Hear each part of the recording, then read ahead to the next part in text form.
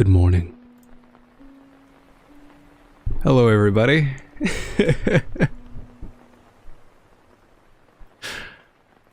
You guys have no idea how good I feel after yesterday, because I kept sleeping early and trying to wake up early on break days so that I wouldn't break out of the rhythm.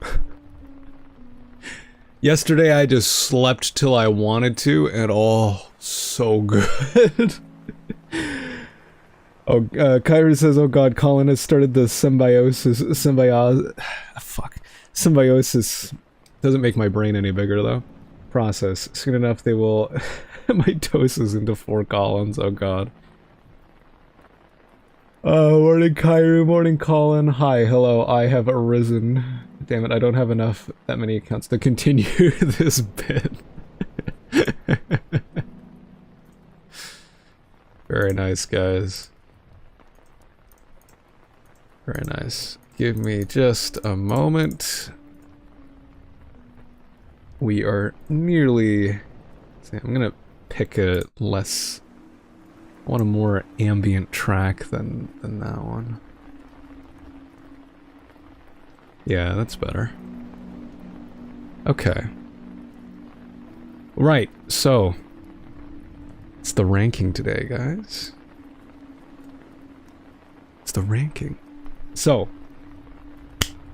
I will explain this at the beginning of this, just in case someone just wanted to come for the ranking and doesn't know what I'm gonna do here. I have made 2 lists. Okay, so the first is how survival horror I felt it was. Actually, let me get it up on screen so that I'm not just like explaining nothing. Explaining with no like visual. I feel like it's probably better if I have a visual. Let's see, give me a moment.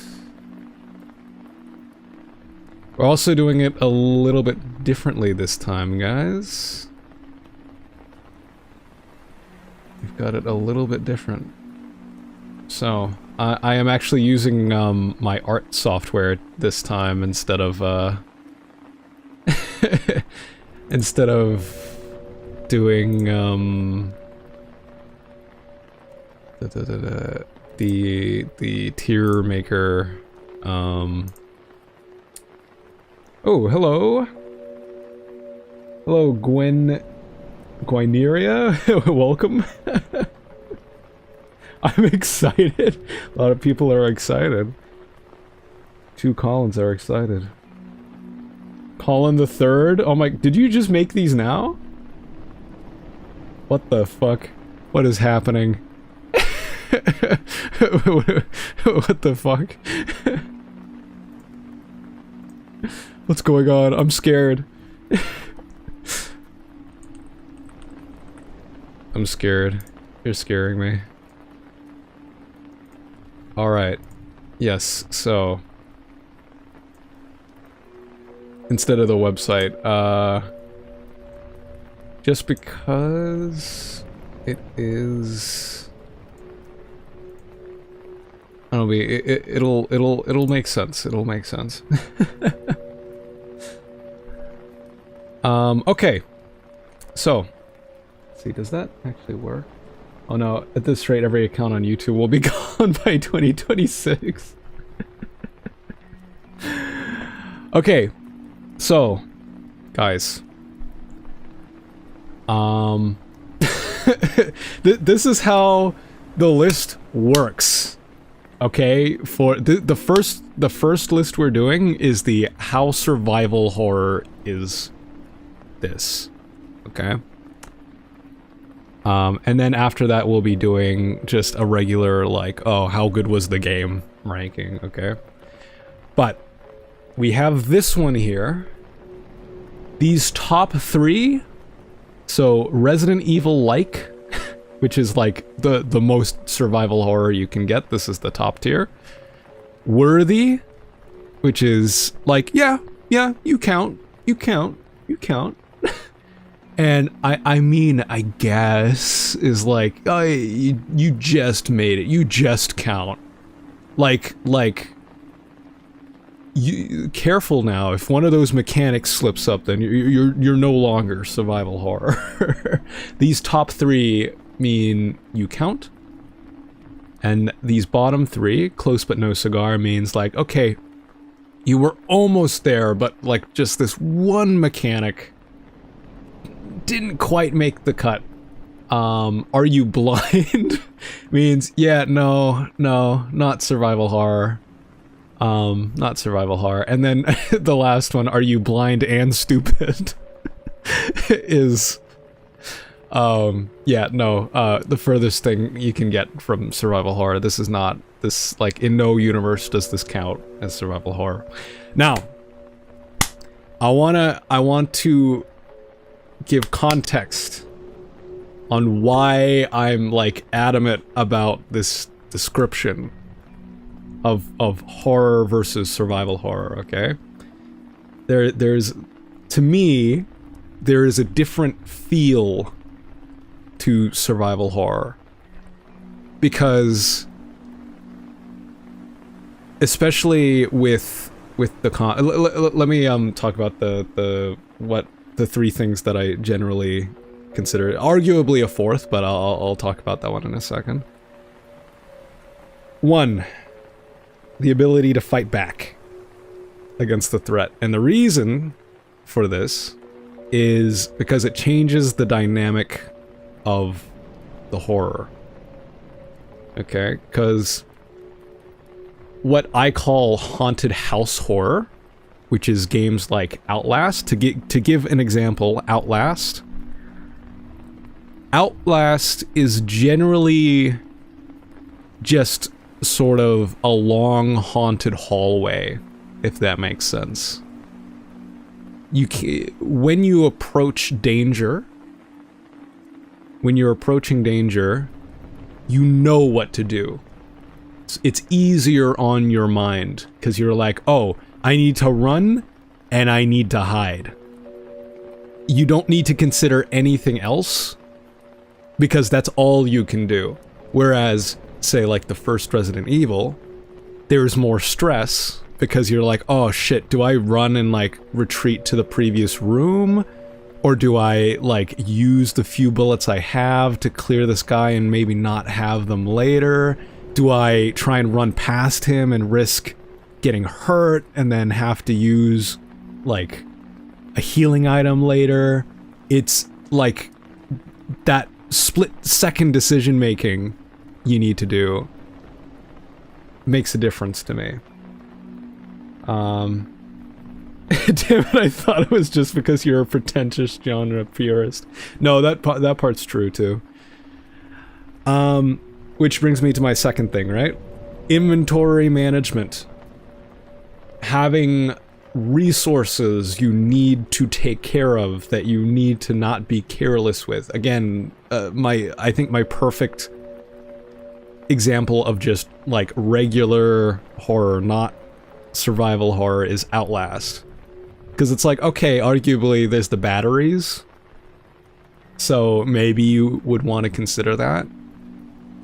But generally, you don't need to worry about, like, wasting anything, even health, right, in that game, because you have the Call of Duty healing system where it's like, just don't get caught again for a little bit and you'll be okay.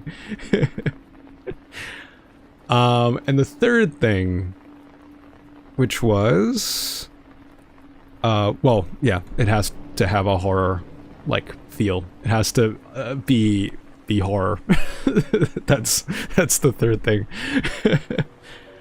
And the arguable 4th thing that I'll put in here, just because, like, it's a very common like, it's a common inclusion. I wouldn't say it's essential for it, which is why I generally don't bring it up, but it is, like, kind of a staple of the genre, is, like, having puzzles. So, you know, some kind of puzzle, but that's also true of regular horror. Regular horror also has a lot of puzzles in it. Okay, Last thing. I am going to draw a little medal next to certain games. Because, and here's where I'm gonna talk about. I'm already planning stuff for next year. I'm really excited for next year. I'm only gonna do 10 games next year. I'm limiting the scope to 10 games because this went on for a month longer than it should have. But I'm gonna put a little medal next to certain games because I feel because we were trying to rush through it, the experience of the game suffered because of it. It won't appear in this one, but it'll appear in the next list, which is the just general enjoyment. So next year, when we've only got 10 games, I want to spend more time with the games, so we can get like a fuller experience. Because I do think certain games in this list did suffer because we were trying to rush through it. So I'm gonna give them a little award, for being like, okay, little caveat here. But anyway, let's get started, guys. Let's get started. I'm excited for this to be completely over, and I can have my life back. Okay, so, our first game. Piglet's Big Game. Is Piglet's Big Game survival horror? Okay, so, I think we can all agree. Yes, alright. You know, it's not completely just like, oh, real scary and real, but it's got the atmosphere. It got the atmosphere pretty damn well. Life, absolute survival horror. Guys, is Life a survival horror? Man, I barely remember Piglet's Game at this point. So horror, like the atmosphere and themes, absolutely, especially for Eorin and Owl's levels, I think. Yeah, 100%. Has the horror? Inventory management. Now, here's where it gets tricky. Because, yes, there was an inventory, but we never really needed to manage anything. There were 3 slots, and the game was structured in a way that you would never have to drop anything for the next thing. There's only ever 3 items available in any given area. And when you use an item to access a new area, that's, you know, you're getting rid of something in that slot and it's going to be replaced with something else. However, you do have the cookies. Yes, it's extremely easy to just kick everything and get cookies, but it is for an essential mechanic that you do need, which is the scare system, the combat, which, okay, checked off. You can fight back against the threat. Piglet's Big Game. You can fight it back against the threat. It's the inventory management that's the sticking point. It has the puzzles for sure, but this comes down to, do I count the cookies as inventory management? You do need to make sure that you have enough for the machines.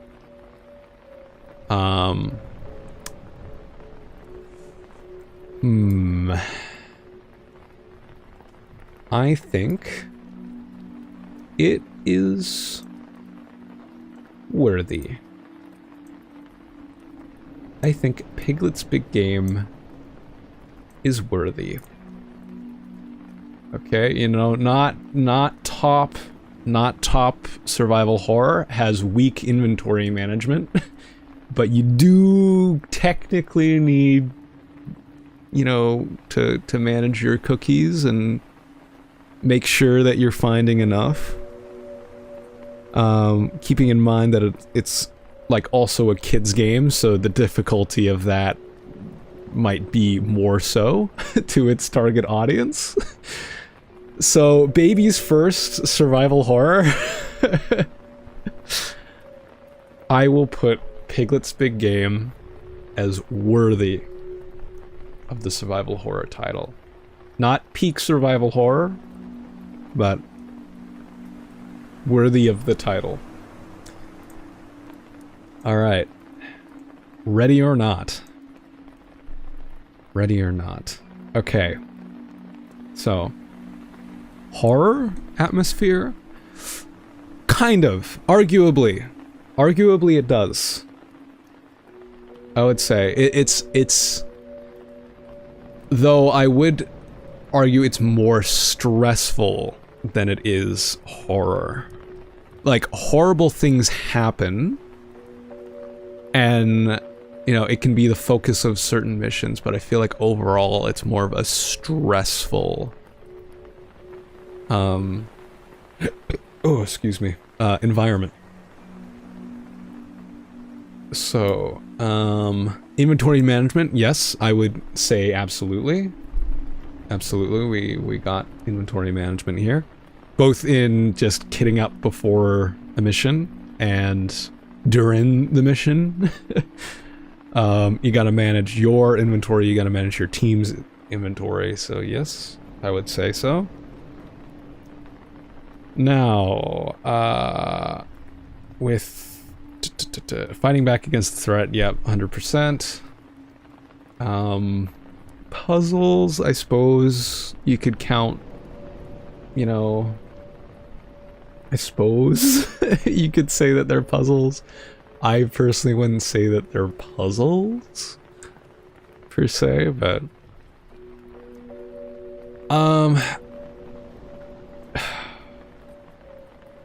See, this one's on these two for me. I mean, I guess, or close. Also, I don't like that it's leaving these things are leaving residue as I can just zoom in and out to like kind of get rid of it. But alright. Ready or not, while it has a lot of the hallmarks, the overall feel of the game is not that of a survival horror to me, because I mean, yeah, I just wouldn't say it was scary. That too. But I think the inventory management is also confined. You know, it's... You go back to the station and you can do whatever you want. You know, you're not taking equipment between missions and having to conserve it really that much. It wasn't a big thing on my mind while I played it. That with the weak horror aspect, Ready or Not goes into close but no cigar. I would not call Ready or Not a survival horror. Sorry, Ready or Not. You do not qualify. But you were close. You were close. If it had a heavier atmosphere and, like, I don't know, they were depicting like the police station was low on funds and you needed to really manage like resources, it might have been put up. All three Ready or Not fans crying in the corner. Alright. Peak. I think we probably know the answer for this one, but I'll go through anyway, just for the sake of fairness. Horror atmosphere, not really. I mean, there's some scary, like, there's the cockroach monster, and this supposed entity that I never ran into. But no, I would not say there's really any horror atmosphere in this. Having to scavenge weapons from the enemies to stock the department would have been cool. That sounds like a cool mod. That sounds like it could be a mod for Ready or Not. But, okay, yeah, peak, horror atmosphere, yeah, definitely not. Resource management, inventory management, yep. 100%, yep, you got it. You can even take off your backpack if it's getting too much. You gotta manage your stamina along with that. I would say it absolutely has that. Yeah, so it turns out the monster in peak basically requires co-op. Okay. Gotcha. Alright. What was I gonna say? Yeah, so inventory management 100% has it, and the ability to fight back against the threat. I can't really fight tornadoes. So not really. I mean, unless you can like blast yourself in the cannon at the cockroach thing, the worker beetle, whatever that thing is. No. Or if you count the mountain itself as the threat, which I guess we did. We did fight God though. Yeah, Colin, you're right, Colin. Also, the new biome is actually pretty. Oh, was there an update since we played it? Interesting. Alright. So, peak goes into... Are you blind? So, no, you are definitely not survival horror. But there's some aspects that you share with it, so... you do not go into the bottom rung. It has spiders and zombies. Oh, interesting, okay. But for what I played, Are You Blind is the tier we'll go into. My boy! Alright, the forest. The forest is a weird one. Because I would say, funnily enough, that it is a horror survival, not a survival horror.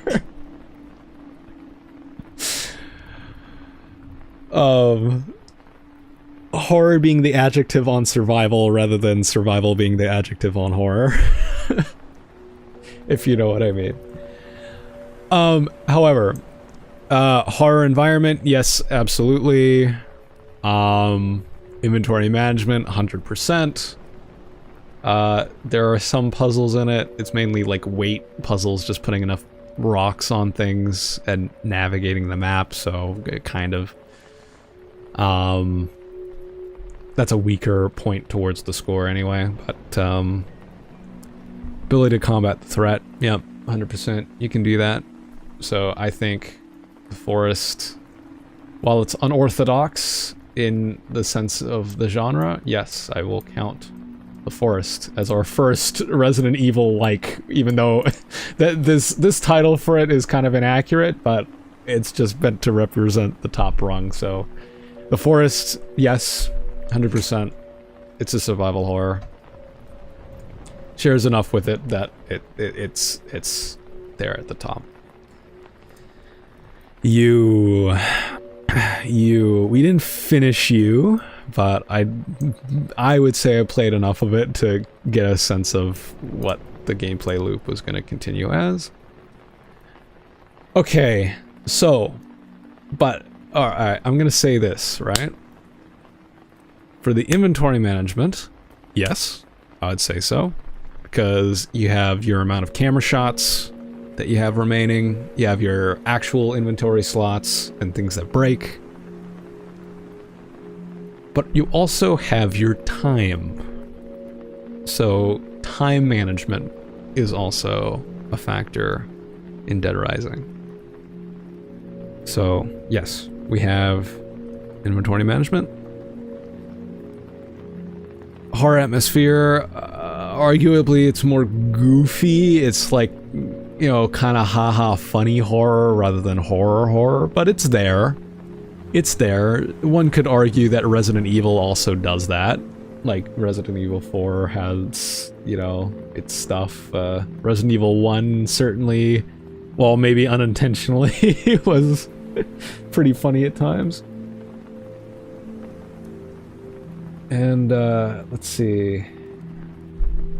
Let's see, horror environment, inventory management, and you can absolutely combat the threat in many varying ways. In many varying ways. There's puzzles, I suppose. It was mainly escort missions that I ended up giving up on because the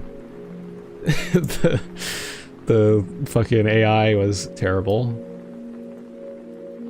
But yes, you do get to go into Resident Evil. Like, you are close. You are pretty close. Kyru says, I mean, it may have sucked, but it ticked all the boxes. Yes, so it goes into Resident Evil like, which is funny because made by Capcom, so. Made by the devs of, it feels like a alternate universe Resident Evil where, yeah, I don't know. All right, Dead Space. I think we all know the answer to this. It's going into Resident Evil. Like, the inventory management, the upgrade system, horror is absolutely there. Combat the enemy, yep, 100%. You go into there. So, yes, yes. Dead Space, automatically, you were right up there. So, now. Let's see, imagine a world where we're up to Dead Rising 8 and Resident Evil was the sleeper. Get Dino Crisis up in here. But yes, Dead Space, absolutely. I think that's a probably the easiest choice in this whole list. Considering people are like, oh, space Resident Evil. I've heard that a couple times, but...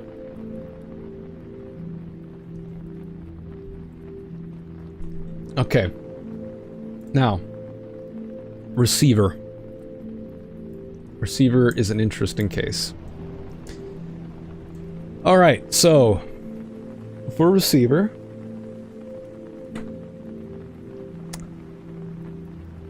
Horror, yes, I will say yes. There is enough, like, mysticism and atmosphere that I'll say yes. Yes, I would say that it's more on the eerie side than horror. It's not really like horror. Like, you know, you're not dealing with ghosts or whatever, but you do have a mystery and there's an eerie sense about it. So, okay, kind of has that bit of existential horror kind of. Yeah, it's not so much like, yeah, your typical horror. Inventory management. Yes, because of how much they, like, okay, it didn't branch out to other things, but it was mainly the bullets. And I feel like there was enough of that was expanded on enough that it carries, that it's, like, it carries, despite the fact that it's only ammo. It was very limited ammo, which I always like to see. I feel like more games should, you know, limit gun use in that way to kind of force the player to take different approaches to stuff. So, you know, we had that. Combat the threat. Yep, you can combat the threat.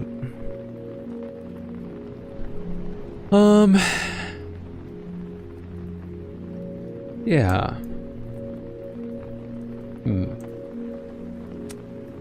But, first Receiver. I feel like the first receiver, especially with its soundtrack.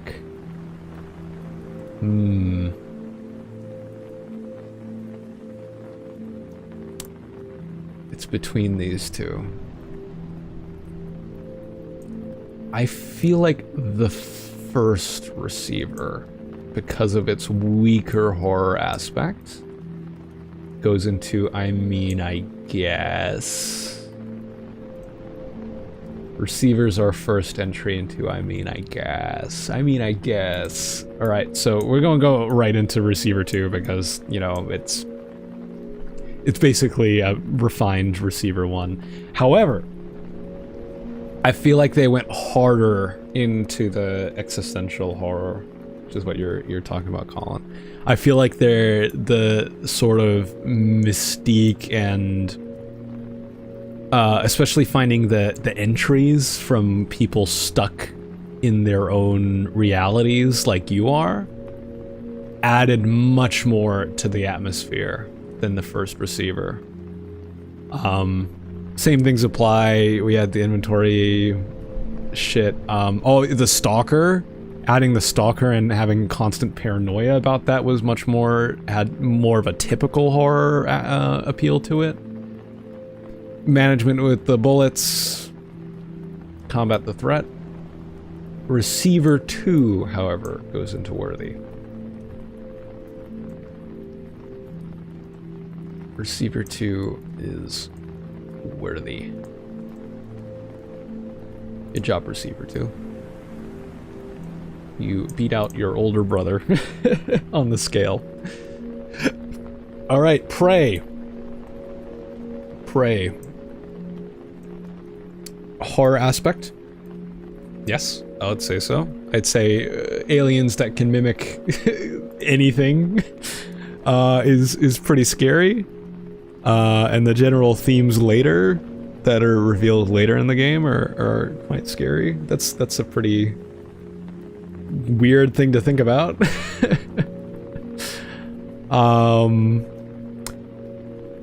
Inventory management, absolutely. We even had sort of a attaché case thing that was very similar to like RE4, where you had to, things took up different shapes on a grid. So 100% that absolutely has that.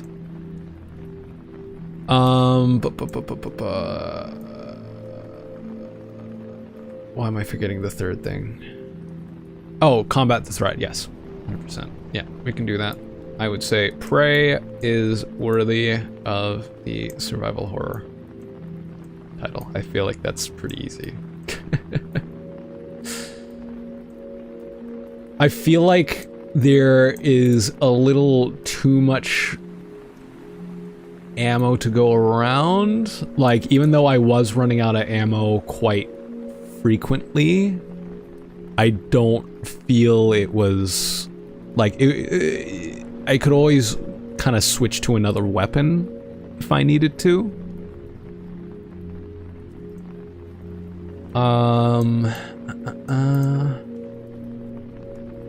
Ooh, what do I put you in Resident Evil like? The feel is different. The feel is different. There's something different about Prey where it's not quite like the same as Dead Space.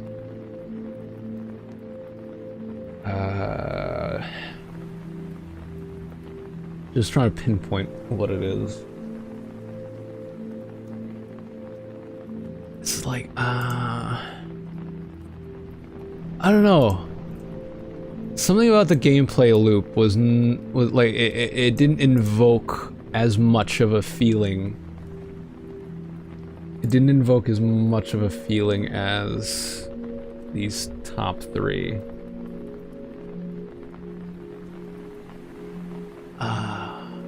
I feel like even though the management was there, I didn't need to worry too much about like conserving.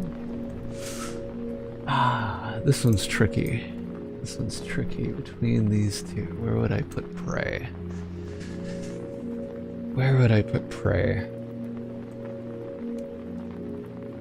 I feel like because it has that more, I don't know how to describe it, like that more AAA feel about it. I don't know, my gut says worthy. My gut says worthy.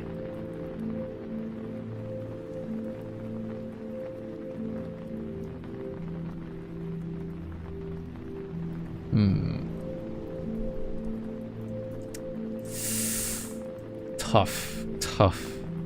I think I'm gonna leave it in worthy. I might change my mind later, but we'll see. It's worthy. It is worthy. I feel like because there were other mechanics, like the RPG system and stuff, like stuff from other genres that are on top, it kind of muddles that identity a bit, but still very much worthy. It's more of a clean sci-fi aesthetic, which kind of dampens the horror a bit. That too, I would say that as well. But I would say it's still very much horror. So, some people find that scary. You know, it's got that sterile environment. Science is scary. All right, World of Horror. This is an interesting one. World of Horror. So, very different core gameplay. It's, you know, reminiscent of those MS-DOS adventure games.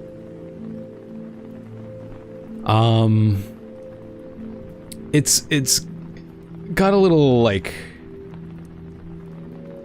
Oregon Trail appeal. I don't know. Well, horror, yes, I would absolutely say World of Horror counts for horror. No surprise there.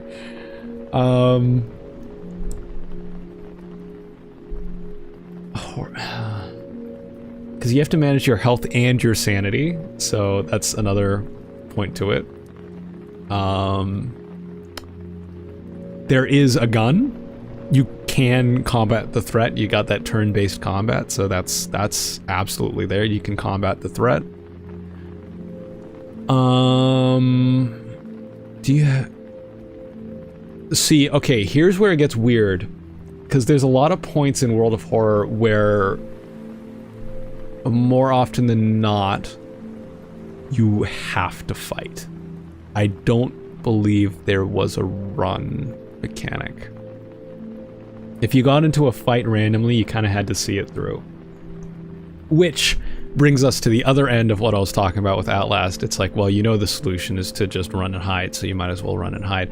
World of Horror and kind of has the opposite of like, okay, well, you know you need to fight, so you might as well just fight. Doesn't quite have that same mental stress that I was mentioning earlier.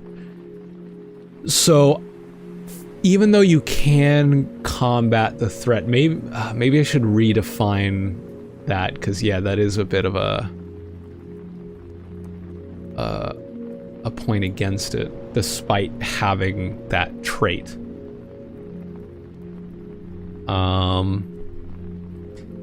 So I would actually say, despite, because if you know what you're doing, you can avoid fights to get like different endings and stuff. So very weak though. Very weak. So puzzles for sure, and then ooh, you're a tricky one, World of Horror.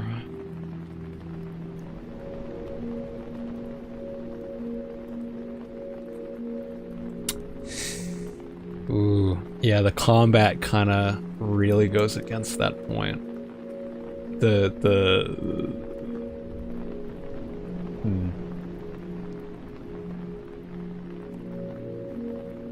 know what? Give me a second. Give me just a second. I am going to really quickly check one of the VODs for the game, just to make sure that I didn't just never utilize that that mechanic, and that it really was like a forced oh yeah, there was money for inventory management, that kind of stuff too, and your allies. Let's see, where's the point where we're in a fight? Yeah, because there was like, you could do a chant, you could fight, but there really wasn't like a run.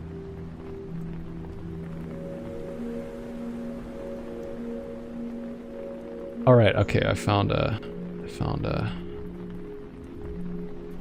Yeah, okay, so I'm looking at the menu, there does not appear to be any run option. So, yeah, if you get into a fight, you're forced to see it through, which, to me, kind of counteracts the point. You know, because it's meant to be the stress of making that decision, so... Close, World of Horror. Close. Close. Close. In you go with Ready or Not. You were close. No cigar. No cigar. Alright. Haydee. The big booty jiggling game. It was eerie, especially in the area where there just wasn't any lights. The like back part of the red area. The true survival horror. Alright. I'm gonna sound insane for this, but I do feel like Haydee was possibly the closest. Haydee, the bane of the marathon. The fucking 5-stream wonder, or 4-stream, I forget how many it took, I think it was 5. Anyway. Yeah, it was 5, because I said if it takes any longer than 5, then this is gonna be its own thing. But anyway. We had the storage box from fucking Resident Evil. We had the limited saves from Resident Evil, where you needed, like, an item to save, but instead of an ink ribbon, it was a floppy disk. We had the classic grid, like, inventory. Inventory management, 100%. The only thing that's arguable is the horror. Like, okay, yeah, there's horror, there's, like, kind of eerie parts, there's, you know, there's the dark room, the robots jumping out at you can be pretty scary. But can you look past the fucking giant ass that's shaking in your face the whole time? Does it counteract it? I'm still gonna count it as having horror. But yeah, arguable. Atmosphere, 1/3 of those dump truck for atmosphere. Yeah. So, horror, check, kind of. I will count it. Inventory management, yes. Very much so. Combat the threat, yes, absolutely you can. Puzzles? Puzzles for fucking days, man. Haydee,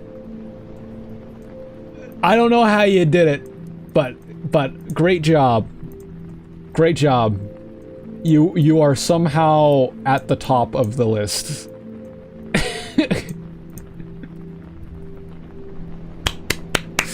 Great job. Great job. Also, I should kind of arrange. I feel like World of Horror was closer than Ready or Not. Kind of arrange it so like closer to the end means like it was closer to being in the next tier.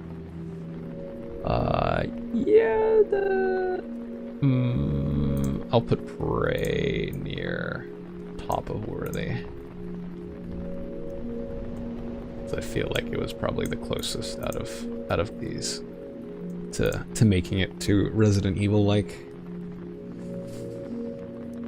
It's more like survival goon bait, yeah. But if you want a little bit of scares. Okay, so I'm gonna have to kind of like fudge this, because this is all of the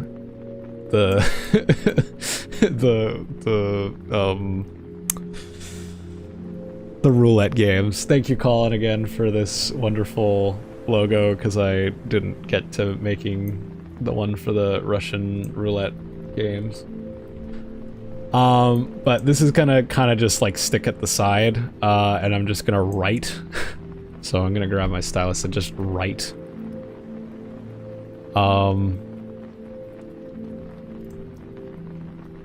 The names. Okay, so first one, Orange Roulette. I'm just gonna put both Orange Roulettes in the same thing because it's the same. It's like basically the same game. It's like, okay, yeah, you got the Grim Orange in the newer one, which, oh, actually, no, maybe I will rank them differently. No, okay, Grim Orange does change it. Grim Orange does change it. Okay, no, I actually have to think about this. All right, so the original, I will say, let's see, horror, yes, I would say so, especially given its soundtrack. Its soundtrack very much has that feel.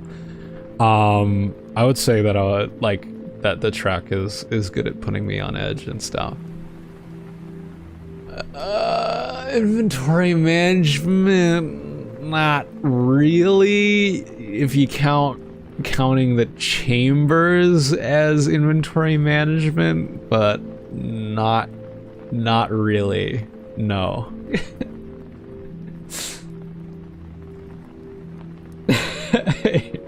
Colin says, hey, wait, what is the most Resident Evil adjacent game you have at the moment? Haydee? Yep. But, okay. Doesn't really have inventory management. I would not say so. Especially because at the end of the day it is luck. You can manage your odds a bit, but not really. No. You can fight the enemy, kind of, if you count the other person as your enemy. I would say that they're not your enemy. They're your opponent in a game, but they're not your enemy. They're not the main threat in the game. They're the immediate threat, so you could still count that. But yeah, that's more of a moral question than a than anything else. But Orange Roulette, the original, no, I feel like it's way too different in just execution. It goes into, are you blind? So, oh boy. Orange.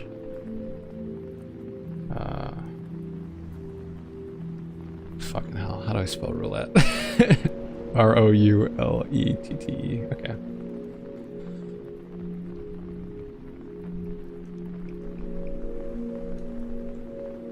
I'm gonna put an OG next to that. I don't think fighting the enemy really means anything if there isn't also the option / possibility to not fight the enemy. Yeah. I mean, you can. You can just choose never to draw the gun on them. That is a thing. Alright, so for the remake of Orange Roulette, make that a new layer so I can move it around if I need to. Although, hold on, I will say that it is probably closer than Peak is to survival horror. Not by much, but, you know. Okay. And win. So, this is where it gets kind of funky. But I'm not going to waste too much time on it. It gets bumped up to close but no cigar. And I will put it underneath these other two. I feel these other two are closer. but the reason I put it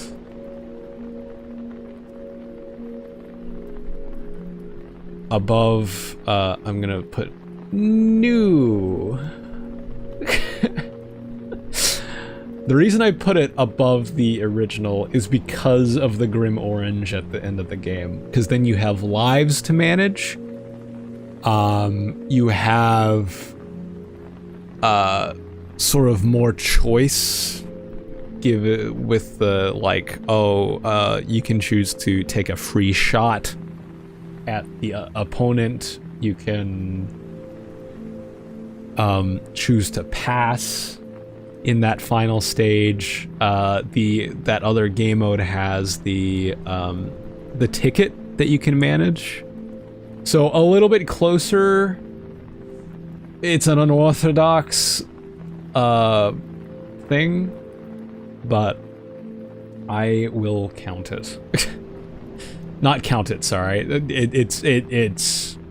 It's closer. Or do I put it at the end of Are You Blind? It's just barely in this tier. Just barely. Just barely. Alright, anyway. Back to this view.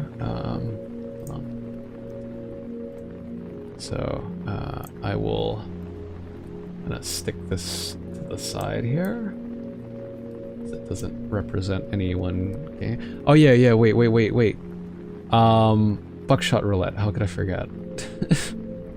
Well, let me make a new... Alright, Buckshot Roulette gets closer again, because we have an inventory, we do need to manage it. We're given a random set of items each round. If you count the shells as inventory management as well, you could say so. Especially since there's a way to predict how things will play out. You have the beer where you can pump a shell out. Stuff like that. So inventory management, yes, I would say there is a horror atmosphere for it.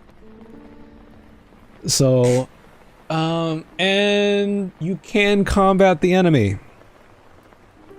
You can combat the enemy. Now,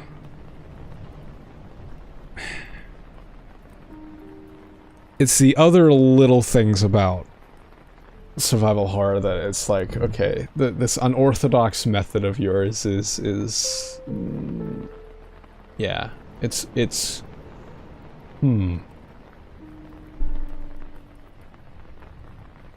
is it worthy? Because of the less reliance on luck than Orange Roulette, I would say it counts, I just don't know to what degree. I feel like, yeah, because the inventory resets at the end of every match.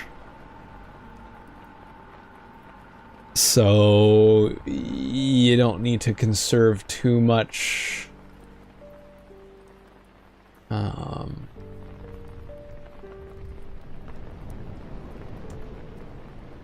I think it goes into, I mean, I guess.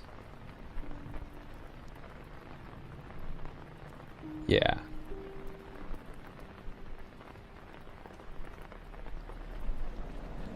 Buckshot Roulette goes into, I mean, I guess. Okay. So, we got the roulette games squared away. Personally, I'm going straight middle of the road. It's just over the line. Yeah, the reason I made it this way, though, it was so that there was no absolute middle. So it's so that I can't be like, oh, I mean, I guess I'm gonna put in the middle, guys, because I feel like a lot of games would probably end up there if I added that. So I have to make a decision. which is why I've structured it this way. Hitman contracts had some horror, like it was a little more dreary than other Hitman games, and there was that one part in the hotel, but no, I'm not gonna say that Hitman contracts had horror. I would not say that's horror. It had thriller, it was mystery, but it wasn't horror. Definitely not.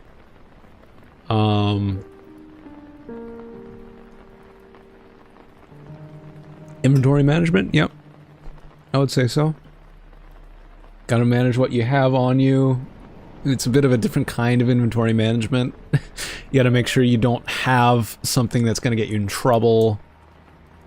You gotta, you know, drop things before you go through scanners. You gotta, you know, figure out how you're gonna do what with what. So inventory management, yeah, okay. I'll say that it does. Combat the threat, yep. Absolutely can do that. In fact, most of the time you're combating them before you even encounter them. But extremely weak horror aspect. It's a little dreary, but not a horror. Like, the only horror in the game, I would say, is that one part in the hotel and the very beginning when you're in that hospital with all these copies of Agent 47. That's about the extent of it. It's, I mean, the Meat Kings mission was kind of gross and kind of scary, but no.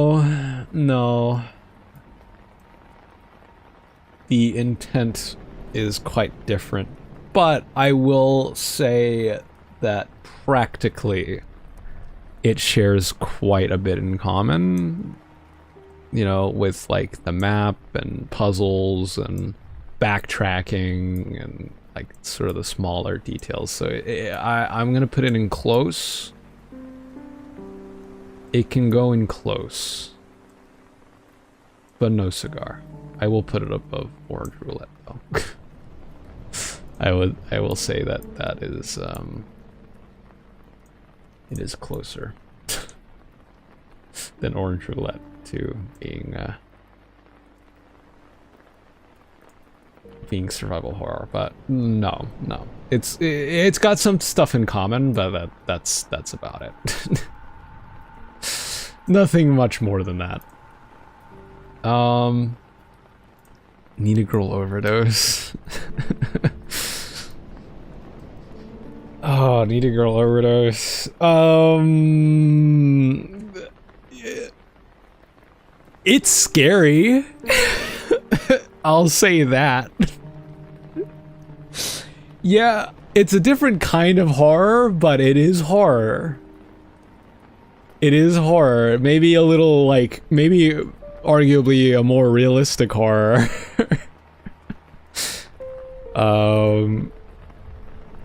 But yes, I will say that Needy Girl Overdose has horror. Its presentation isn't so much that, but I was uncomfortable at multiple points.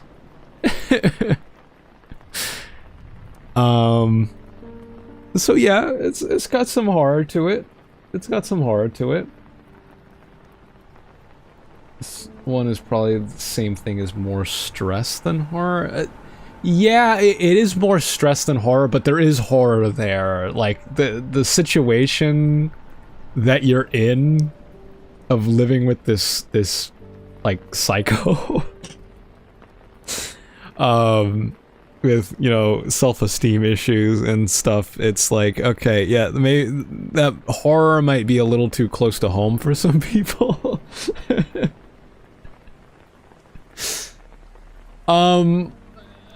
Inventory management, it seems like it kind of does, but I mean, you got her mood. That's really it. You can manage her mood. You can manage, like, okay, these people like this, and they're gonna give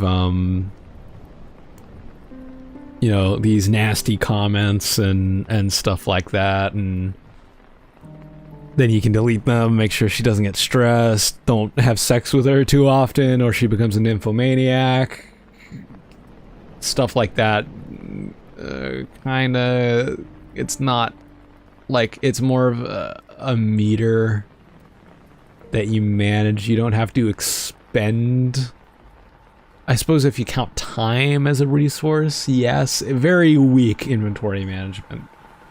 Very weak.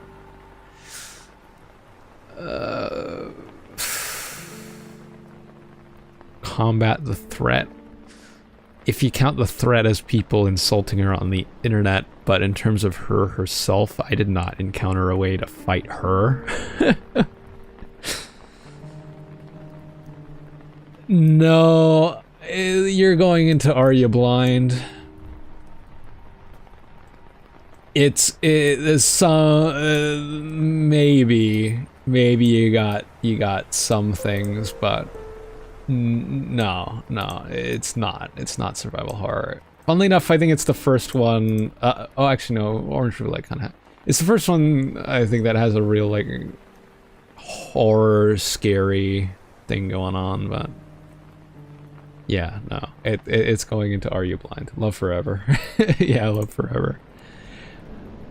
MiSide. Okay, so horror, yes. This one's kind of simple for me. Horror, yes, has that.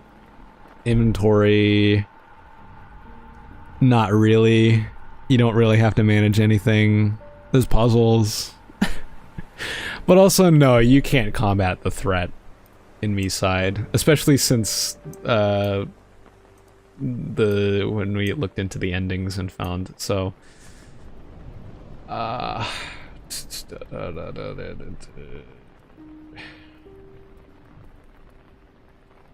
if Peek's in Are You Blind, then yeah, MiSide's gonna go there.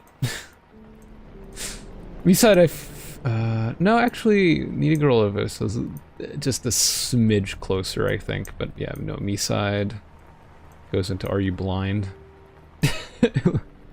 Love Forever. Peter Jackson's King Kong, the official game of the movie. Another interesting one. Horror, I would say, is actually stronger than you might think. It's got the kind of giant creepy crawlies. That's pretty scary.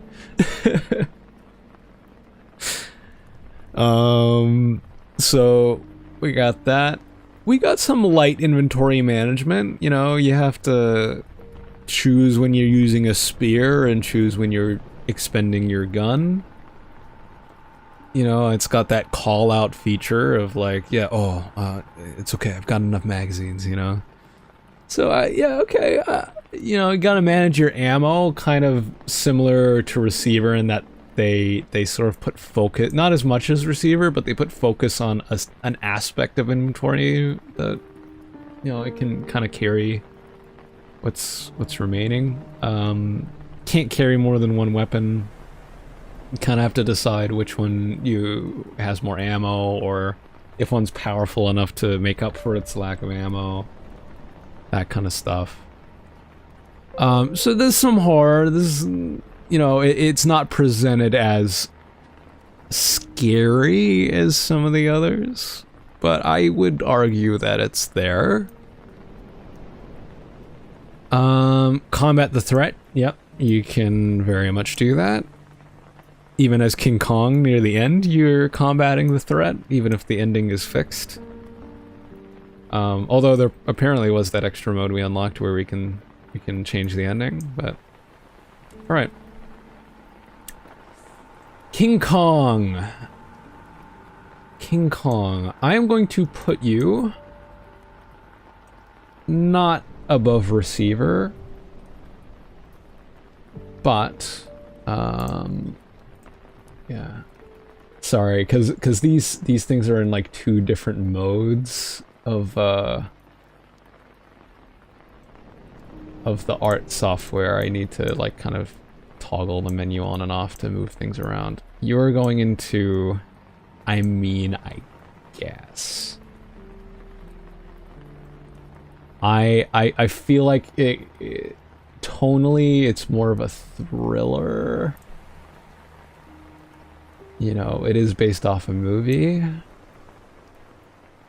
But yeah, no, it goes, I mean, I guess. Yeah. Alright. Faith. Faith. Faith.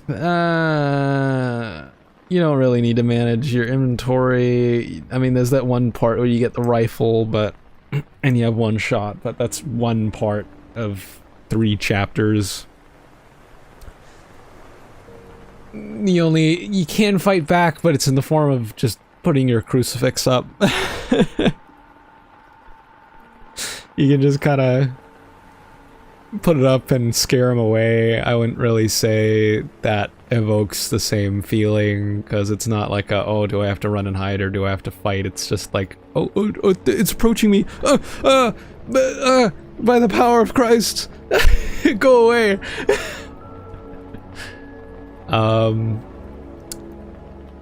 Horror, yeah, certainly has horror. Yeah, inventory management, not really, no.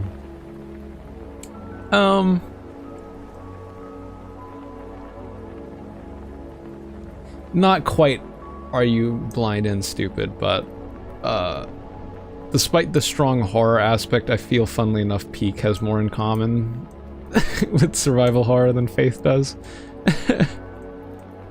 I don't know, maybe that'll be a controversial choice, but yeah, no, it's going into Are You Blind? Lobotomy Corporation! Lobotomy Corporation. Okay, another game we didn't complete, but I feel like I got enough that I kind of get what it's about. Inventory management, I would say yes. It's a tycoon game, so I suppose that's the ultimate form of inventory management. Gotta manage your time and your funds and your employees and all that stuff. So yeah, it has that. Horror, it's very obvious that it's based on SCP. It's got a bit of that. There's some pretty horrible things in there. Yeah, it's lightly.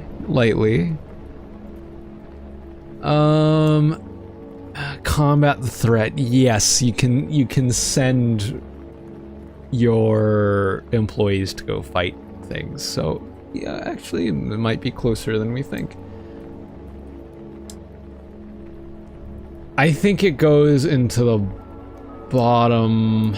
Oh.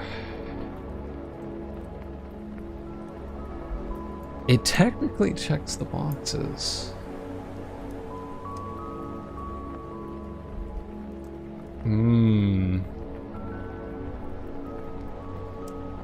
It is very much more in the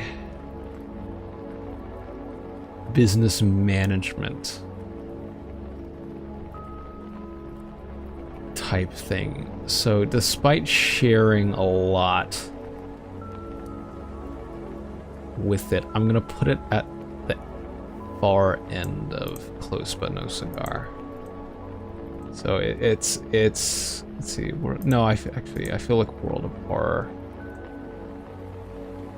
I feel like it's more so, ooh, is it more so than Hitman Contracts? I feel like it is above Orange Roulette. I'll say that. It's above Orange Roulette. But yeah, Close But No Cigar. It technically has the boxes checked, but the way in which they implement it do not really it doesn't have that same feel of survival horror. I'm not stressing, well, I am stressing over decisions, but you know, it's just not the same. Not the same, but close. All right, F.E.A.R. F.E.A.R. The best game on this list. F.E.A.R. will go... This horror, I guess you're such a powerhouse that it really like negates it. But yes, it's there. It's technically a horror game, I guess. It feels more like a paranormal shooter to me. But anyway, so inventory management, there's ammo, I guess. You can just kind of swap out weapons as you need them. It's a bit like, I don't know, Bioshock Infinite in that sense. It's like 3 weapons and you can like just kind of swap them out when you need to. Actually, Infinite was only 2 weapons, wasn't it? Yeah, I'm probably misremembering or whatever. But F.E.A.R.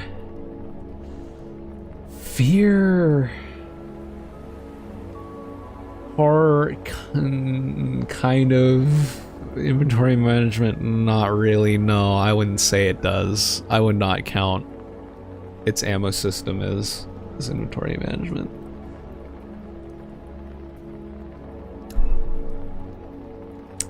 Combat the threat, you can absolutely do that. Funnily enough, despite being a horror game, this is going to be our first Are You Blind and Stupid game. No, it is not survival horror. Are You Blind and Stupid? Our first Are You Blind and Stupid is F.E.A.R. Very much not survival horror.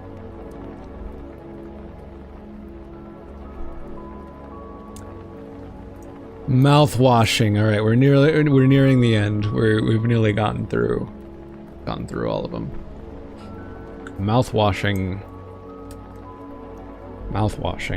Okay.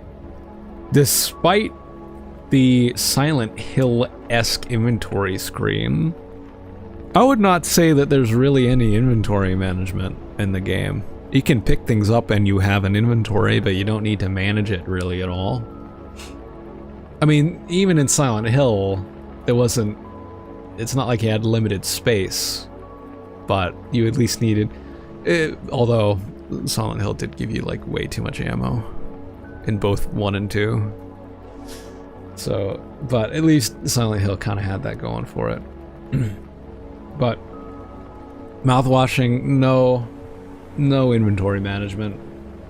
Horror, absolutely, probably the strongest horror on the list. Especially because it was more themed around like human greed and human evils. It's like a more, it's a horror that resonates with us probably more. That's why it feels so fucking icky to play.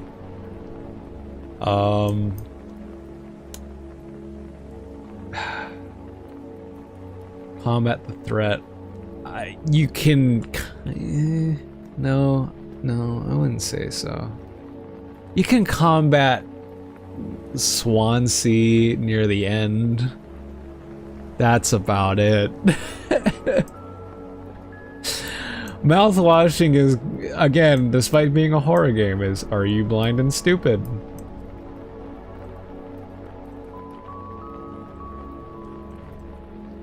So, yeah, weirdly enough, 2 definitive horror games are in the bottom rung. Okay, In Sound Mind. In Sound Mind, the kind of this year's sleeper hit, I would say. Because I really enjoyed this game. So, and it was so nice to play after Mouthwashing.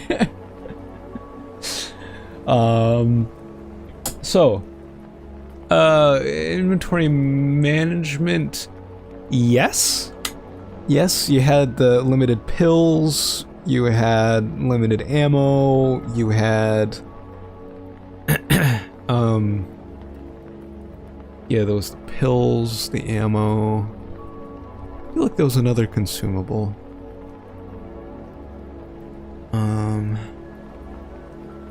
the coins for the vending machine, I guess. I swear there was another consumable. Those the pills. Ammo. Huh, maybe not. Well, it was a bit on the weaker side, because it was mainly just your ammo count for things. But it was kind of there. It was kind of there. Is the weaker aspect. Horror, yes, it's got that psychological horror in it as well, which is nice to see. Quite literal psychological horror. And the ability to fight back, which ended up kind of being like the finale of it. So it does have the, oh yeah, I forgot to like kind of sort this out. The forest and Haydee, yeah, I believe that's at the top. Dead Space is definitely, actually, yeah, I'll put Dead Space above the forest, just for the sake of how it's presented.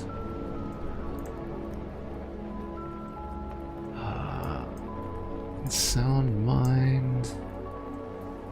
I will put it above Dead Rising for that, since it's a more traditional horror than Dead Rising is. In Sound Mind, I think is definitely a Resident Evil. Like it's pretty solid. It's a survival horror, 100%. Okay.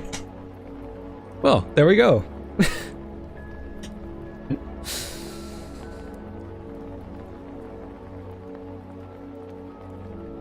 Pretty solid list. The literal only thing I'd argue is Prey being below Dead Rising.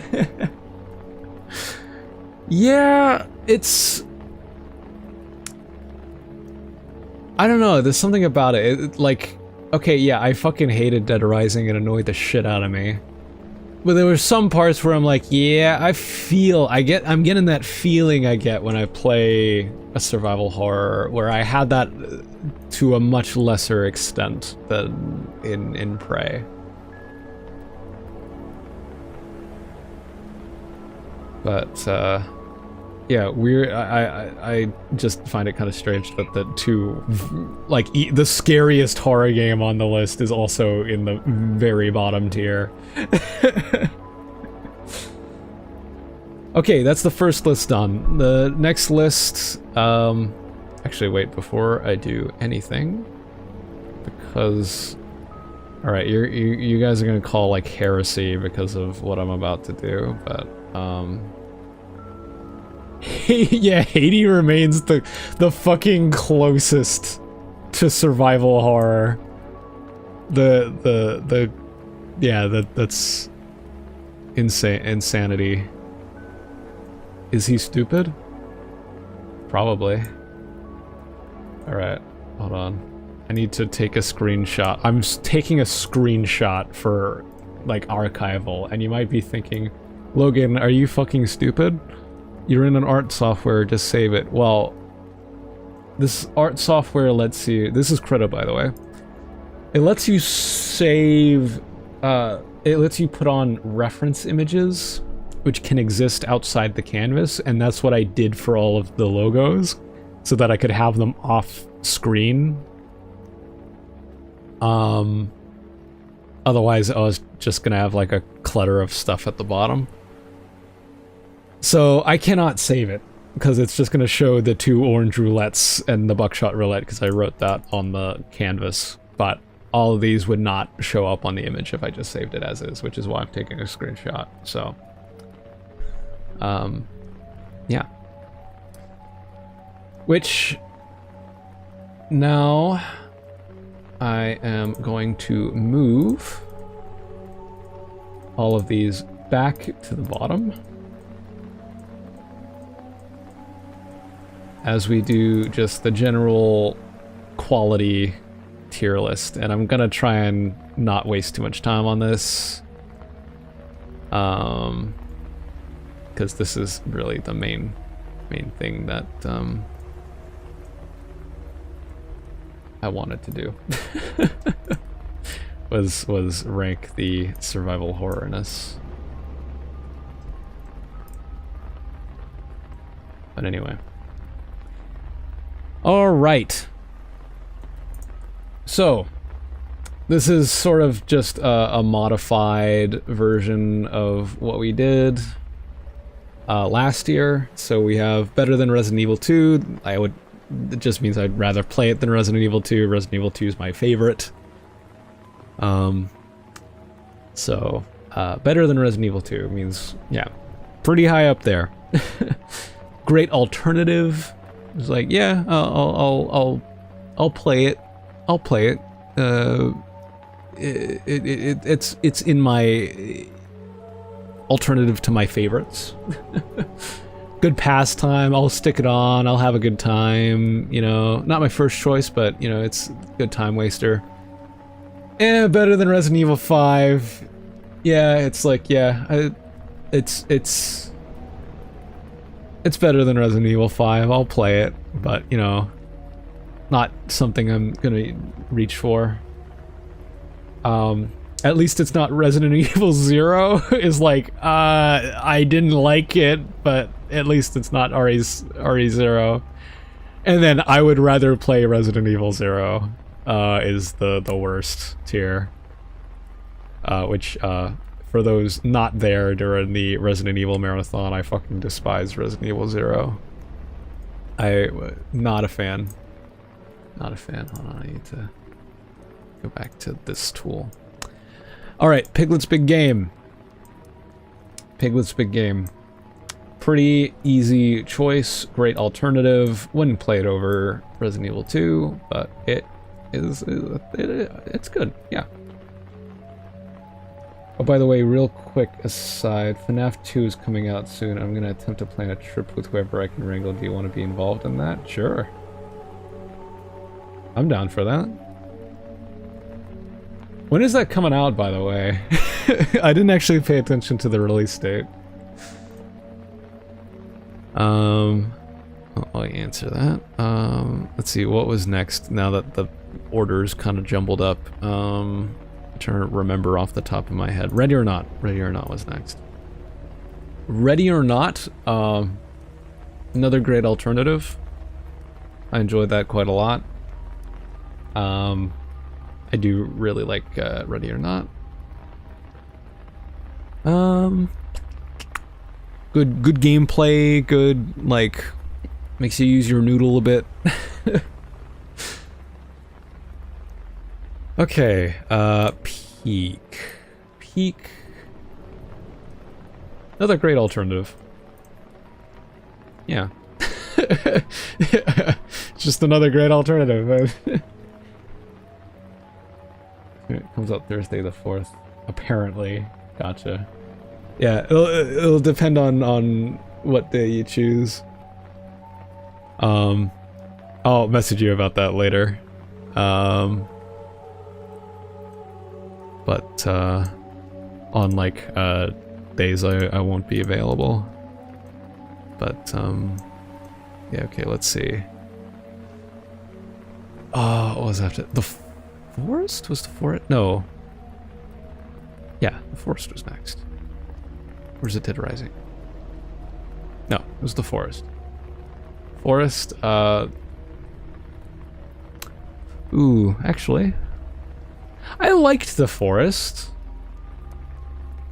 But I wouldn't put it that high. It's good pastime.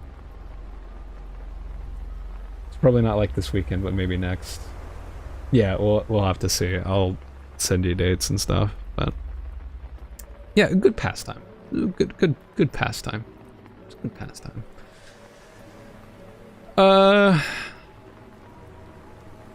Yeah, I don't know. I feel like that's also because I'm kind of jaded on survival games. I've played a lot of survival games before, and especially after Sons of the Forest. I will say the Forest balances the threat a lot better than Sons of the Forest does. I feel like Sons of the Forest just kind of like throws them at you over and over again. Doesn't really give you much time to breathe than the original Forest did, but this isn't really about that, but yeah, okay. Okay, this might not be completely in order, but Dead Space. Was Dead Space what was next? I think it was. Did Receiver come before Dead Space? No, I think... No, it's Dead Rising first. Dead Rising. Dead Rising, I think we know. Also, Orange Roulette, the Roulette games are not in here. I'm just keeping them here until I move them. Because they can't go outside of the canvas. Sorry, hold on, I'm just like kind of fixing the orientation of this. Dead Rising, I would rather play Resident Evil 0. Legitimately, I would rather play Resident Evil 0 than Dead Rising. Buggy mess. Definitely needed that remaster that it got. The fucking annoying shit of like, I still had time in that mission, but it still counted as a game over because, oh, well, you didn't actually have enough time left. We just kind of lied to you. Annoyed the shit out of me. Finicky controls, finicky everything, really. Just generally a really, yeah, just a really bad time. I would very much rather play Resident Evil 0 than Dead Rising. So I have a reason to the little bit of praise I have for Resident Evil 0 is that it's not Dead Rising. Okay, I think from there it's Dead Space. Dead Space. Great alternative. I'll put that. I think I'll put that above Peak and Ready or Not. Yeah, yeah. I like that. I like Dead Space. I do hope you'll give Dead Rising 2 a chance one day. I probably will, just because I own it. we will see. Where did we go after Dead Space? I think that was when we went to Receiver. Receiver's a good pastime. The first Receiver's a good pastime.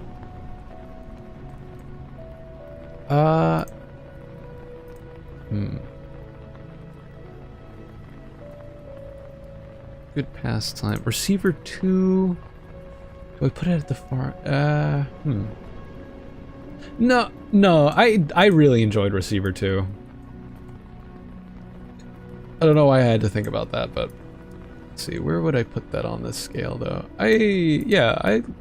Just because it was so interesting, I think, is like... Stop. Sorry, that was an alarm.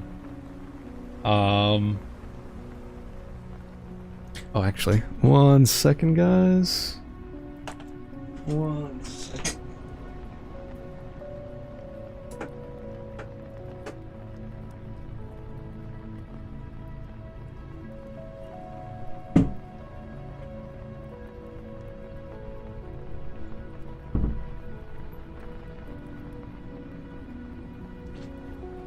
Sorry, just realized I had to grab something off my shelf real quick. Just put it in a place that I know I won't forget it.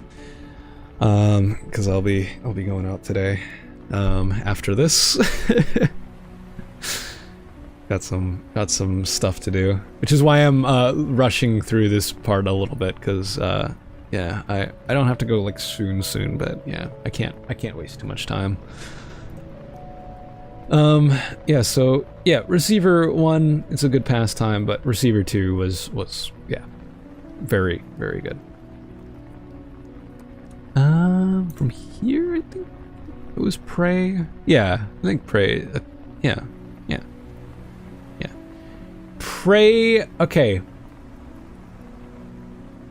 Prey, I am going to give that award that I was talking about. So in terms of my enjoyment, this marathon, it gets a better than Resident Evil 5. However, I'm going to give it a little illustration of oh yeah, that's right, it doesn't go on top because it's a reference image. A little like kind of ribbon I don't know, that doesn't really look like a ribbon. Because Prey does not seem like a bingeable game. It does not feel like a game that you sit down and binge. It feels like a game that you're like, you play over the course of a month. Damn it, I thought you enjoyed spending time with us, your loyal chat. I do, but I've made arrangements today. I'm enjoying having my life back. So yeah, Prey goes into better than Resident Evil 5 in terms of my enjoyment this go around, but it does get that medal because it feels like I would probably enjoy it a lot more had I taken time to play the game. It does not feel like a game you're supposed to binge. It very much feels like a game that, yeah, you play this over the course of the month. You stick it on for like maybe an hour, and then you go off and do something else. So you get the first little award of I rushed through you, and it probably hurt the experience. Okay, what came after that? Was it World of Horror? I feel like it was World of Horror? Yeah. I mean, it doesn't really matter. Okay, World of Horror? World of Horror... Yeah, I want to say World of Horror goes into Great Alternative about here. I enjoyed it. Very nostalgic. I enjoyed it, yeah. I liked World of Horror. Pretty good. Pretty good. Very enjoyable. I did actually play a couple rounds of it after we played it on stream as well, so that doesn't tell you anything. Haydee, I think, came after that. Yeah, alright. Haydee. Hadee's a good pastime. I feel like it's the top of good pastime. I enjoyed what I played. I enjoyed what I played of Haydee. Yeah, I liked Haydee. Haydee wasn't bad. It scratched that survival horror itch scarily well for what it is. For what it is, it's a pretty good game. Like, as far as Gooner games go, pretty damn good considering what its apparent audience is supposed to be. So yeah, top end of good pastime, I would say. Okay, so from there, Hitman Contract. I feel like Haydee would have been a much more enjoyable streamlined experience if you weren't streaming it. Maybe? I feel like there were inherent problems, like the inconsistent grabbing in that one area. I don't know if that... I mean, considering the grabbing was fine elsewhere, I imagine that was like something to do with how they've done collision for those edges. But that just one part kind of grinded on me. Wasn't a lot of enemy variety. It was just kind of like the two robots, like slow but strong or fast but weak. I would still say I enjoyed it quite a bit. I don't think I'm gonna give it the ribbon, the medal. But I did like it. Hitman Contracts. Hitman Contracts. Definitely not my favorite Hitman game. But it was good. It was fine. It was fine. It's a good pastime. It's alright. It's alright. It's alright. Alright, from there, what did we do? Needy, was it Faith or Needy? Yeah, no, it was Needy Girl Overdose. Needy Girl Overdose.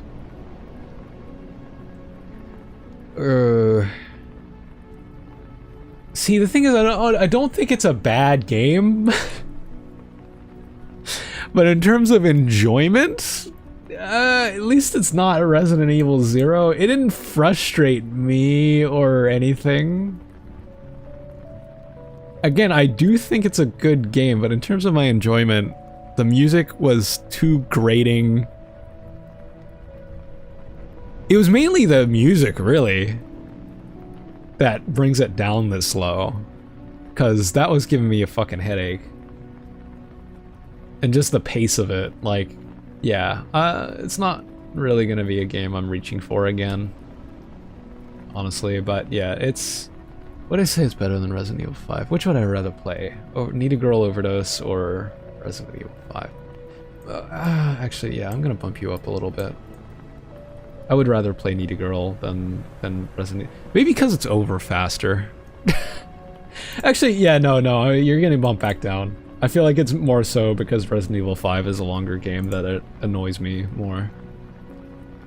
Yeah. Again, not a bad game. I'm not gonna say it's a bad game, but in terms of enjoyment, no.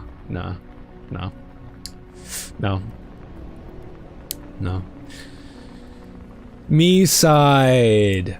Okay. MiSide. MiSide has a charm to it that I can't really explain. I really like MiSide.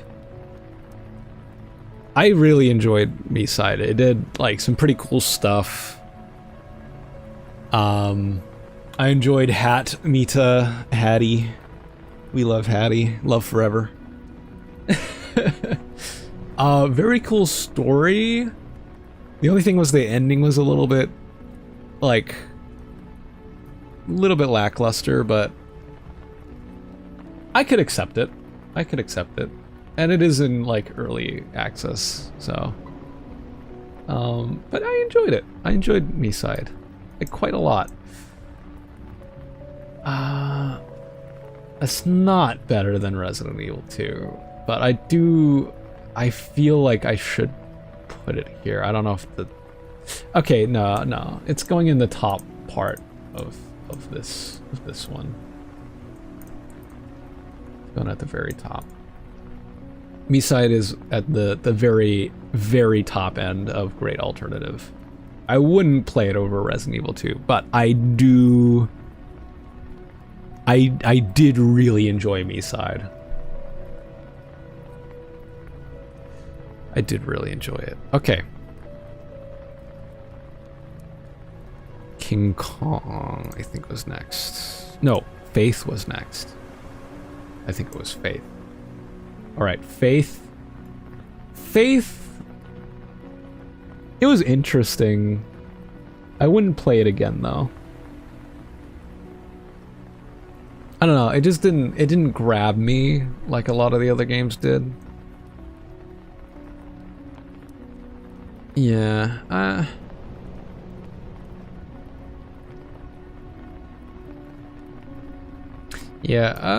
it's better than Resident Evil 5.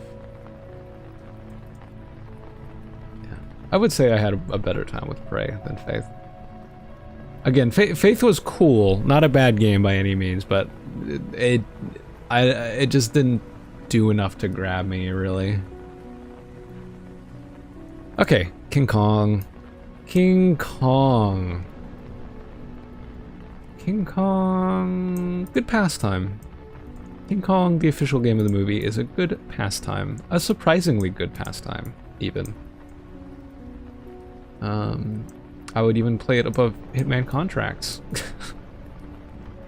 I did like King Kong. So King Kong goes into good pastime.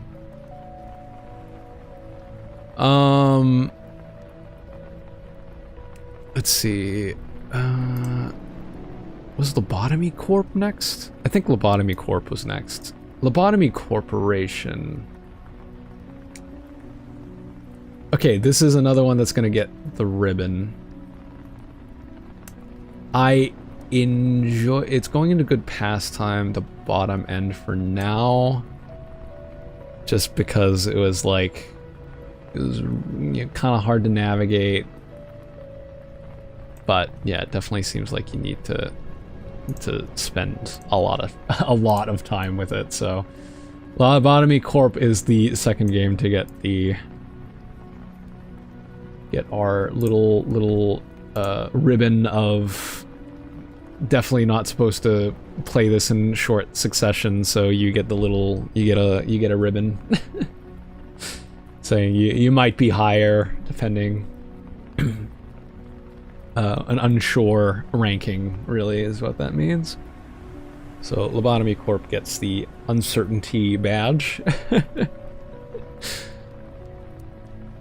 Okay, and then F.E.A.R.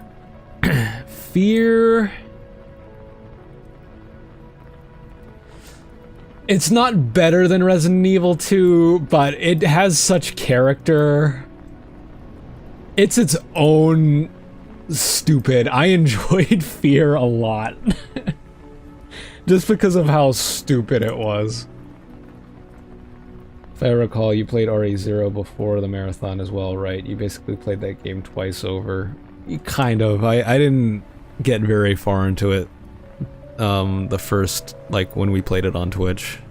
We did not get very far into that. I barely got past the train. Like, we were in the beginning part of the mansion when I stopped playing that. The first time. But F.E.A.R. is going into better than Resident Evil 2, not because it's better than Resident Evil 2, but because it's its own entity. I can't... F.E.A.R. was just so fucking silly and stupid. I don't know. I don't know what to say about this. It just feels right to put it there. Alright, Mouthwashing.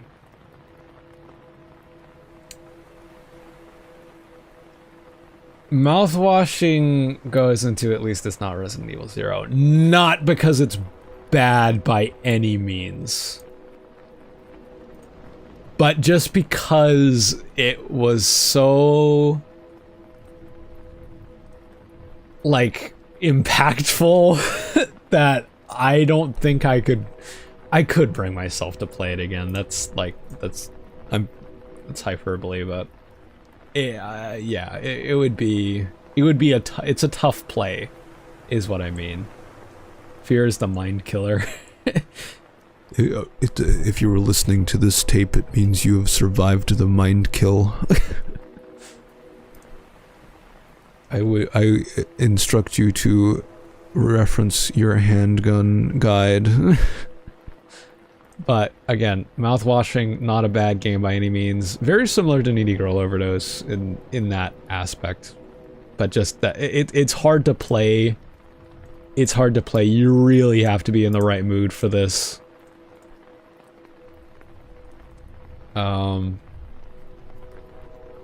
But let's see. Will I put? Yeah, just because it didn't have a grating like soundtrack, I'm gonna put it above Needy Girl Overdose. Yeah, I wouldn't replay mouthing if you mouthwashing if you paid me. And already knowing what happens really dampens the enjoyment. Yeah, I just feel like enjoy is not a word you use with mouthwashing. You appreciate mouthwashing, but you don't enjoy mouthwashing. So again, very similar to Needy Girl Overdose in the sense that it's not a bad game, it's just, it's hard to play. Oh, also, hold on, before I move on, I just realized I kind of skipped over the Roulette games, so let me, Orange Roulette OG, very bottom, both of the Orange Roulettes are like kind of the bottom of good pastime.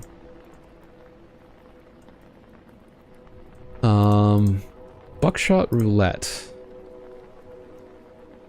Yeah, I'd say I enjoyed them kind of equally. They're good pastimes.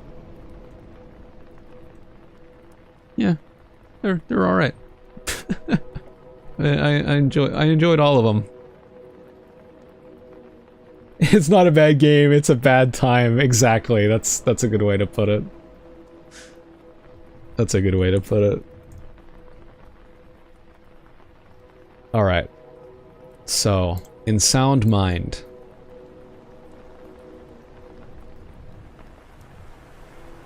Ooh. So same thing as F.E.A.R. It does its own thing very well that I think it deserves to be in this top. Did I enjoy it more than F.E.A.R.? I feel like I did it. I feel like I did. I feel like I did enjoy it, especially it being the end of the marathon and me already being like tired. I feel like the amount that I enjoyed in Sound Mind is a testament to it being a pretty good game. All right, there you go. There's my ranking. The only one that got ranked that low was Dead Rising. Okay. So, let me grab the screenshot for this. So this may be archived in the Discord.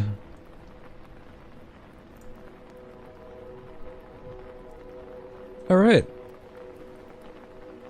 Well, that was our ranking, guys.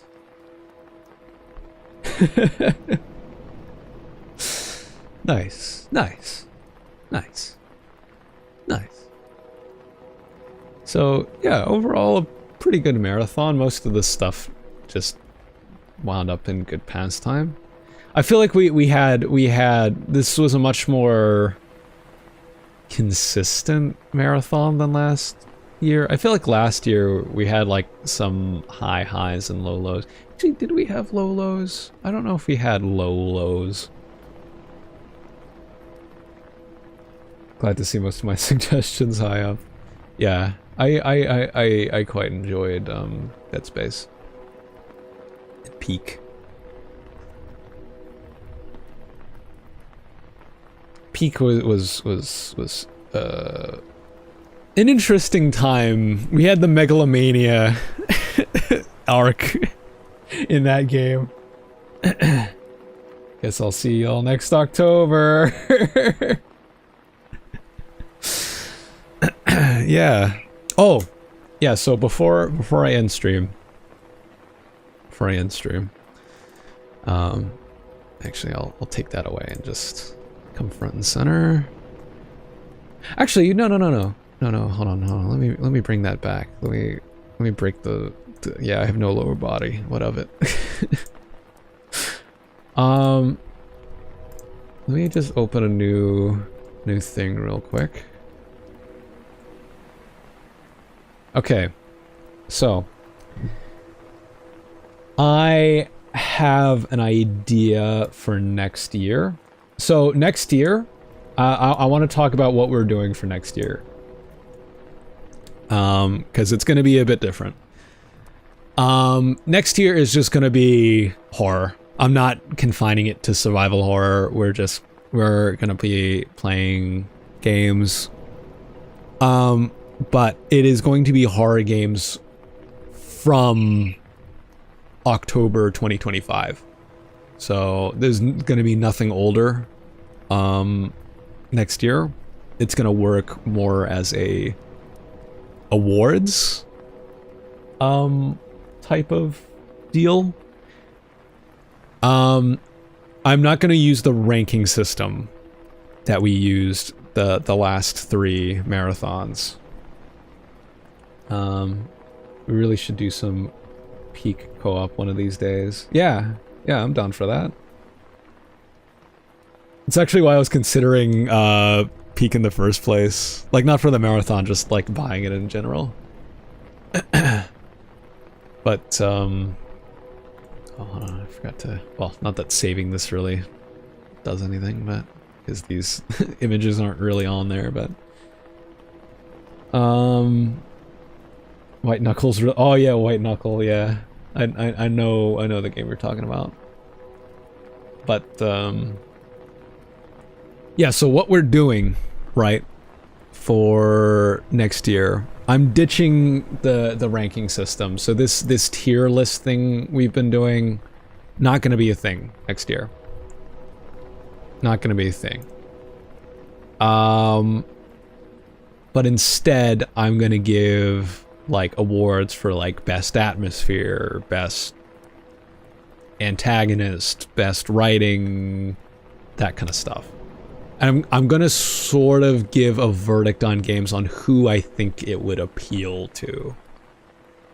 Yeah, so like what type of person would probably enjoy this. And I'm going to use this, how it's going to work next year is just so I can illustrate this, right? Just going to very crudely draw this out. I am going to do it based on a, what are they called? Not spectrum. What are these called?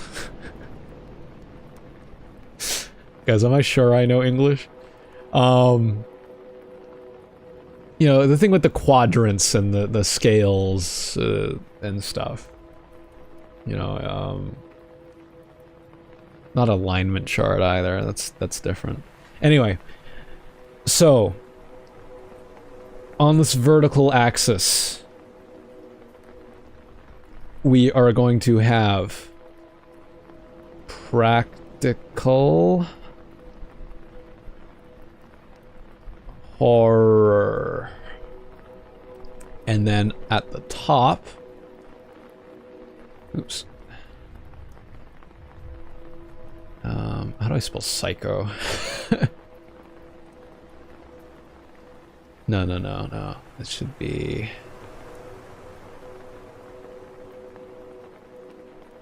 psychological. Yeah, well, I'm not going to fit horror in there, but so we're going to kind of rank things like this from now on. So we got psychological horror and practical horror on the vertical axis. And then on the horizontal, there is a H in there. Yeah, okay, well, I'm just gonna I'm gonna do the old trick of doing that. Oh wait, no, that's the wrong spot for it anyway. Yeah, so psychological and practical horror. And I'll explain this in a second. And then on the vertical, we're going to have survival horror, and then haunted house. So here's some examples, right? So practical horror. Practical horror is like, how do I put this? Like danger to yourself. Like something's after you, something's gonna kill you, right? You see dead bodies, you see guts hanging out. It's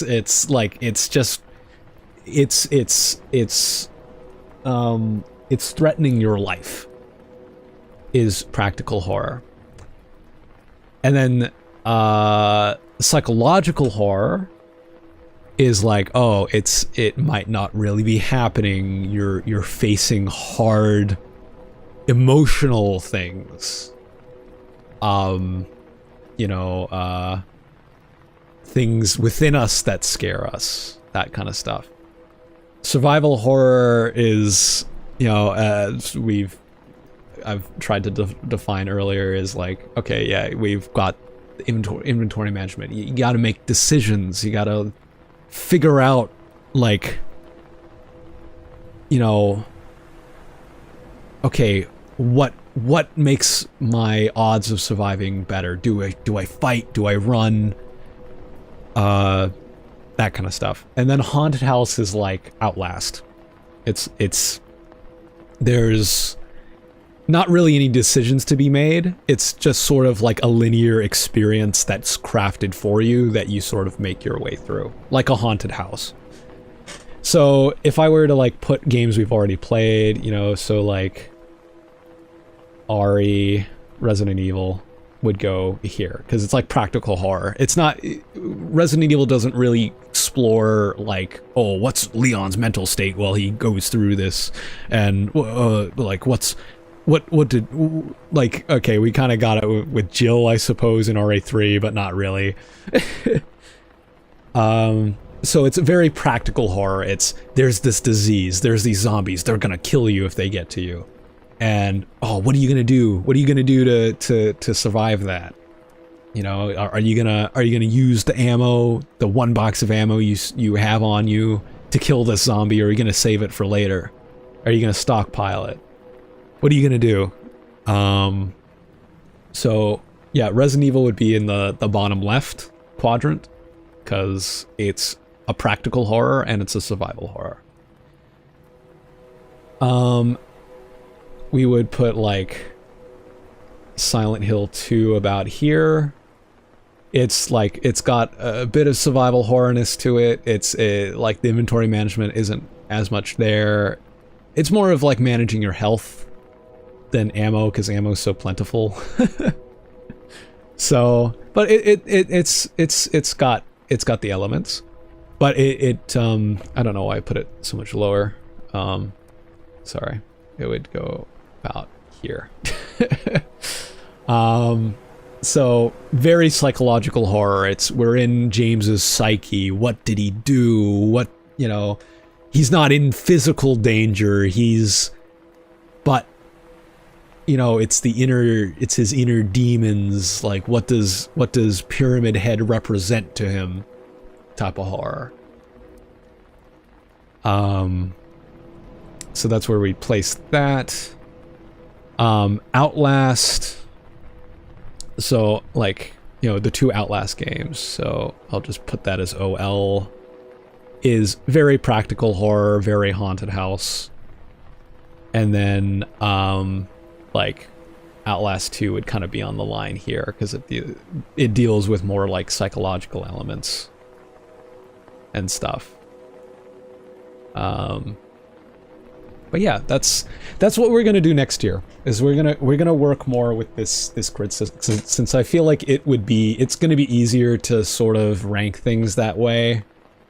Because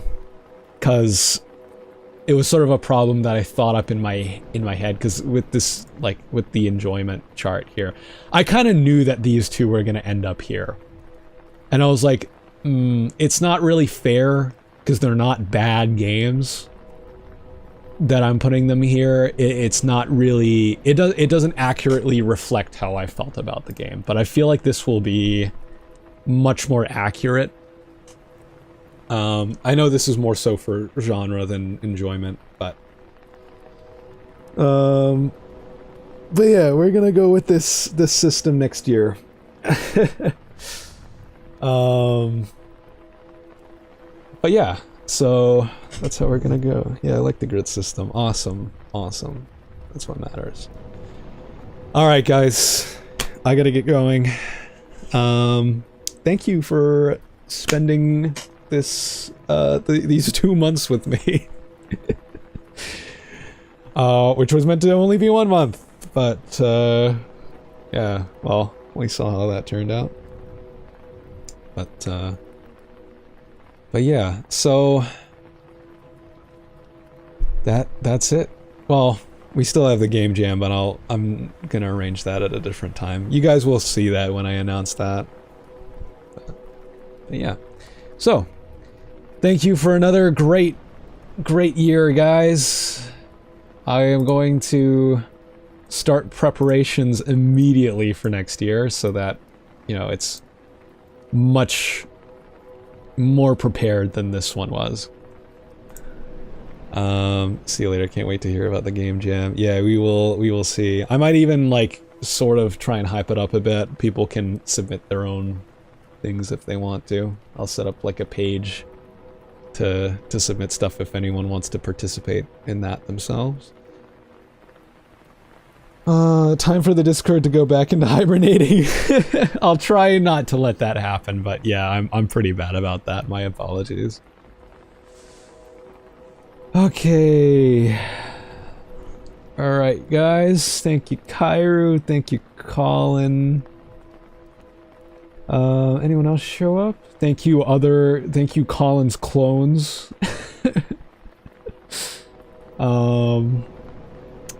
Thank you, Gwen? Gwen, those, yeah, Gwen, someone named Gwen showed up earlier.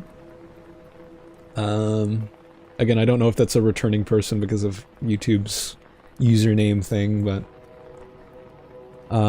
thank you, any lurkers, thank you, any VOD watch... Oh, Gwen was your clone, okay, okay. Alright, guys. Alright, so...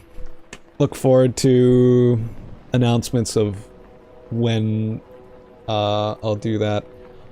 I know it's already been like a huge break, but I'm gonna extend the break I'm taking from Daymare just because it's a survival horror game and I don't really want to look at another horror game for a long time, so... Shout out to my boy SG Araya and Biff and Mishi. Bubbles, Denominator, Ivee. Highlander, etc. Anyway. Alright, guys. So, yeah, I will announce stuff on the Discord when things are happening. Gonna take a break, a longer break from Daymare. Just, yeah, again, I don't want to look at another horror game. I do very much want to continue Expedition 33. So that will probably go right in after I take a little break so that I'm not burning myself out, which I have very much been these past 2 months. I know I'm forgetting one semi-regular and it's pissing me off. Alright, who did you say? Okay, you already said SG. Raul? Talking about Raul? Thank you, Raul. Alright, guys. Omni-Man is... Oh yeah, we can't forget the Omni-Man that just like kind of showed up every now and then. That was pretty interesting. Oh, Densely Perfect showed up for quite a few streams. But alright, guys. I am going to go because I need to go get ready. I'm heading out in a bit, so I will see. Yes. Alright. See everybody. I look forward to seeing everybody next year. If, you know, you're someone that only shows up for these marathons. I don't think there is anybody that only shows up for the marathons, but if you are, then thanks for coming by for another year. Look forward to next year. Can you believe this is our 3rd marathon already? We had Resident Evil, we had last year, and then this year. Next year is going to be our 4th one. Next year we would have been doing this for 3 years. Crazy stuff. Anyway. Alright, guys. See you whenever. Bye, guys.